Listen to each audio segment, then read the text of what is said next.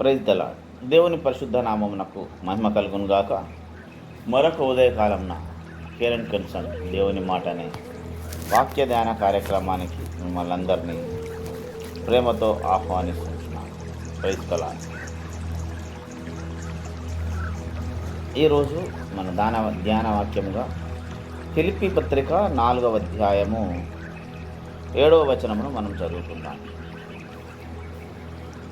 అప్పుడు సమస్త జ్ఞానమునకు మించిన దేవుని సమాధానము యేసుక్రీస్తు వలన మీ హృదయములకు మీ తలంపులకు కావలి ఉండునుగాక. ఆమేన్. Praise the lord. చిన్న మాట ప్రార్థన చేసుకుందాం. సర్వాధికారమైన మా ప్రియ పరలోకపు తండ్రి యేసురాజా, నీకు వందనాలు. కృపా సత్య సంపూర్ణుడైన మా దేవ, నీకు స్తోత్రాలు. ప్రభువా, చదవబడిన వాక్య భాగంను విరిచి వడ్డించండి. వినగలిగిన చెవులను, గ్రహించగలిగిన మనస్సును మాకందరికి దయచేసి మమ్మల్ని నీ కృపలో భద్రపరిచి కాపాడమని ఏసునామమున ప్రయాణించి అడిగి పెడుతున్నాము తండ్రి. Praise the Lord. Praise the Lord. ప్రభువునందు నాకు అత్యంత ప్రియులారా, చదవబడిన వాక్య భాగంలో అపోస్తలుడైనటువంటి పౌలు ఫిలిప్పీ సంఘానికి రాస్తూ చెప్తున్నాడు. ఏమనంటే, దేవుని సమాధానము యేసుక్రీస్తు వలన మీ హృదయములకును మీ తలంపులకు కావలి ఉండును. ప్రియులారా, ఇక్కడ ఒక చిన్న విషయం ఏమిటంటే, సమాధానము కలిగి ఉండుడి అంటాడు. కానీ ఇక్కడ ఏంటంటే, ఆ సమాధానమే కావలి ఉంటుందట. ఏమన్నాడు? మళ్ళీ చదువుదామా. దేవుని సమాధానము యేసుక్రీస్తు వలన మీ హృదయములకు మీ తలంపులకు కావలిగా ఉండును. ఏంటట? దేవుని సమాధానము కావలి ఉంటుందట. ఇది చాలా ఆశ్చర్యకరమైనటువంటి అంశం. అయితే అది ఎందుకు కావలి ఉంటుంది అంటే, జ్ఞానమునకు మించినది అని చెప్పబడ్డాడు. అయితే ఎందుకు సమాధానం అవసరం అంటే, పైనుంచి చెప్తుంటాడు 4వ వచనం నుంచి. ఫిలిప్పీ 4:4 చాలా అందరికీ సుపరిచితమైనది. ఎల్లప్పుడూ ఆనందించుడి, మరలా చెప్పుచున్నాను, చెప్పుడు ఆనందించుడి.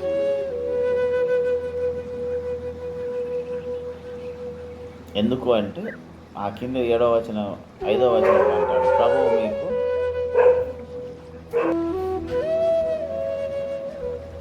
ఆ కింద 5వ వచనంలో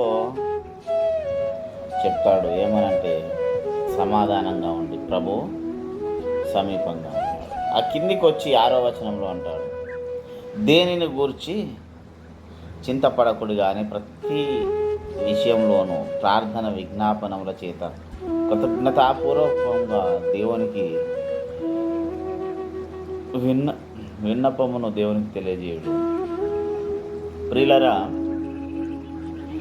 ఇవన్నీ అన్నిటి విషయమే చెప్పుకొస్తున్నారు. ఏమంటే, ప్రభు సమీపంగా ఉన్నాడు కనుక మీరు దీని సారాంశము టూకీగా చెప్పాలంటే, ఈ 4 వచనాల సారాంశము, ప్రభు సమీపముగా ఉన్నాడు, మీరు దేని గురించి చింతపడకుడి, సమాధానము కలిగి ఉండి, ప్రభు నందు ఆనందించుచు సమాధానము కలిగి ఉండు, అప్పుడు సమస్త జ్ఞానమునకు మించిన సమాధానం మీ హృదయాలకు కావలి ఉండును అని అన్నాడు. ఇది అర్థం టూకీగా చెప్పాలంటే. అయితే సమాధానము, దేవుని సమాధానము, దేవుని సమాధానం ఎవరికి అవసరమైంది? మనుషులకు అవసరమైంది. ఏమన్నాడు? యేసుక్రీస్తు వలన దేవుని సమాధానము యేసుక్రీస్తు వలన మీ హృదయములకు మీ తలంపులకు కావాలి. దేవుని నుంచి మనకు వచ్చేటటువంటి సమాధానము హృదయానికి మన తలంపులకు కావాలి అని. ఎందుకు? దేవుని సమాధానము కావాలి ఉండవలసిన పరిస్థితి వచ్చింది మన తలంపులకు. ఎందుకంటే మనిషి మెదడులో పుట్టేటటువంటి, మనసులో పుట్టేటటువంటి తలంపులు బహు ఆశ్చర్యమైనవి. అన్ని సమస్తమును మనకిచ్చిన దేవుణ్ణి కొన్నిసార్లు వదిలేయడానికి మన ఆలోచనలే కారణం కదా. మన తలంపుల్లో మనం ఏదో ఊహించుకుంటాం, ఎన్నో అనుకుంటాం, అవన్నీ తీసుకొచ్చి దేవుని మీద రుదుతూ ఉంటాం. నాకు ₹1,00,000 వస్తే 10 కోట్లు వస్తే బాగుండు, లేదా నాకు నీ సమస్యలన్నీ తీరిపోతే బాగుండు, లేదా నేను ఆ పలానోళ్ళని పెళ్లి చేసుకుంటే బాగుండు. ఎన్నో రకాల ఆలోచనలు మన తలంపుల్లో పుడతాయి. అవన్నీ తీసుకొచ్చి మనం ఏం చేస్తాం? దేవుని మీదనే రుద్దుతాం, వాటి కొరకు ప్రాకులాడతాం. ఆ ప్రాకులాడే క్షణంలో కొన్నిసార్లు మనకు తెలియకుండా దేవునికి అవిధేయులుగా మారుతాం. కొన్నిసార్లు మనకు తెలియకుండా దేవునికి అవిధేయులుగా, అయిష్టులుగా మారుతాం. అది మనకు తెలియదు. ఎందుకంటే నాకు నచ్చింది నేను చేస్తున్నాను, నాకు కావాలి, ఇది కోరుకుంటున్నాను, దేవుణ్ణి అడుగుతున్నాను అనుకుంటామే తప్ప ఇది ఎంత మట్టుకు సరి అయినది, సమంజసమైనది అనేది ఆ సమయంలో మనం ఆలోచించాం. మనకు దేవుడిచ్చినటువంటి ఒక పరిధి, మన ఆత్మీయ జీవితమునకు దేవుడు సృష్టించిన ఒక పరిధి ఉంటుంది. ఎప్పుడు కానీ దేవుడు మనకు స్వతంత్రం ఇచ్చాడు, కానీ అదొక పరిధి లోపలనే ఇచ్చాడు. చాలామంది చెప్తుంటారు, దేవుడు మనిషికి స్వతంత్రం ఇచ్చాడు, ఏదైనా చేయగలను. ఏదైనా చేయగలైనా ఉండొచ్చు మనిషి, కానీ విశ్వాసి ఉండరు.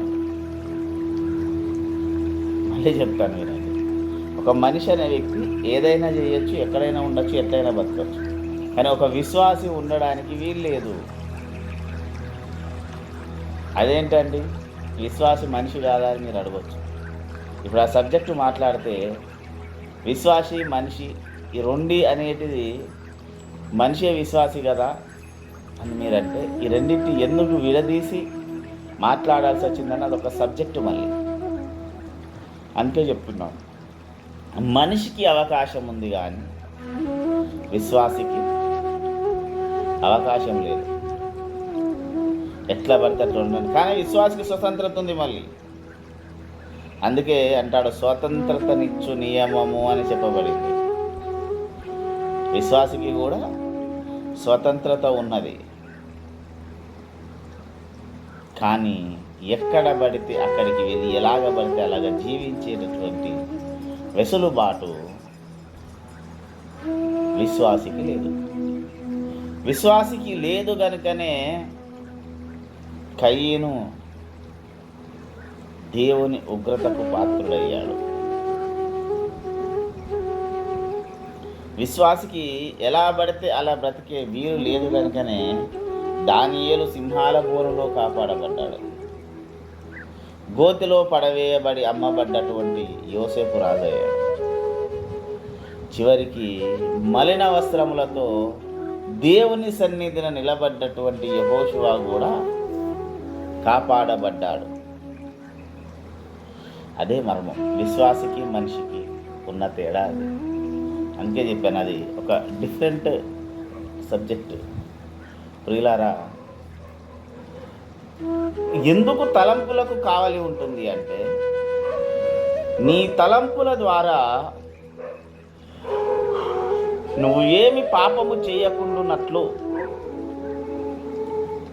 దేవుని సమాధానము కావలి ఉంటుంది. ఎప్పుడు ఉంటుంది అంటే,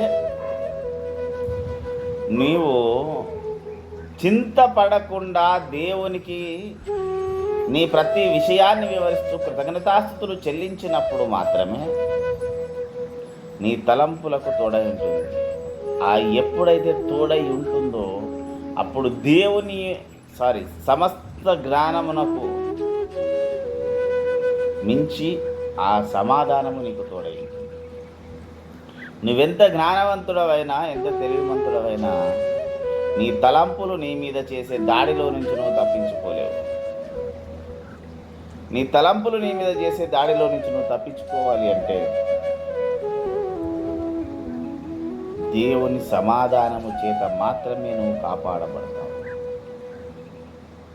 ఎందుకంటే మన హృదయ తలంపులు అంత భయంకరమైన. అందుకే చెప్పాను, కయ్యను గురించి, దానియేలు గురించి, యోసేపు గురించి, యెహోషువ గురించి, వీళ్ళందరి గురించి చెప్పాను. కేవలము వీరి హృదయ తలంపులు లేదా వీరికి దేవుడిచ్చిన సమాధానం అనేటటువంటి కావాలి. అందుకే చెప్పాను, విశ్వాసికి స్వతంత్రతనిచ్చే నియమము పరిధిలో జరిగినటువంటిది ఇదంతా. అది కనుక మనం పాటించకపోతే దేవుని సమాధానము మన తలంపులను కంట్రోల్ చేసేటటువంటి పరిస్థితి మనం దేవుడికి కలిగించకపోతే, ఆ స్థానము మన జీవితంలో ఇవ్వకపోతే మనము ఆశీర్వదించబడం. కనుక ప్రియులారా, ఈ ఉదయకాలమున మన ప్రతి పనికి దేవుని యొక్క సమాధానము కావలి ఉండేలాగా మన జీవితం ఉండులాగా ప్రార్థన చేసుకుందాం. ప్రభువా, నీకు వందనాలు. విన్న వాక్యం సైతాన్ని ఫలింపచేయండి. మంచి నీళ్ళలో పడ్డ విత్తనము నూలంతలు ఫలించినట్లు మా అందరి జీవితాల్లో ఫలించే కృపను దయచి నువ్వు తోడైంది, కాపాడి నీకు పురపత్రపరచు. నమ్మదగిన నీ హస్తాలు మమ్మల్ని సమర్పించుకుంటూ నువ్వే తోడైంది, కాపాడు. విన వాక్యం సైతాన్ని ఎత్తిపోకుండా నీకటి ఫలింపచేయండి. మంచి నీళ్ళలో పడ్డ విత్తనం నూలంతలు ఫలించినట్లు మా అందరి జీవితాల్లో ఫలించే కృపను దయచి యేసునామమున ప్రార్థించి అడిగి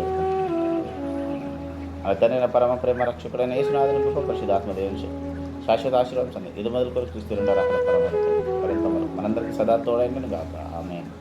యేసు రక్తం వేచేయం, శిలువ రక్తం వేచేయం, ప్రభుత్వం సంపూర్ణ వాది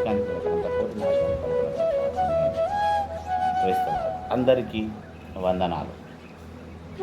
దేవుడు మనలందరినీ దీవించి కాపాడును గాక. ఆమేన్.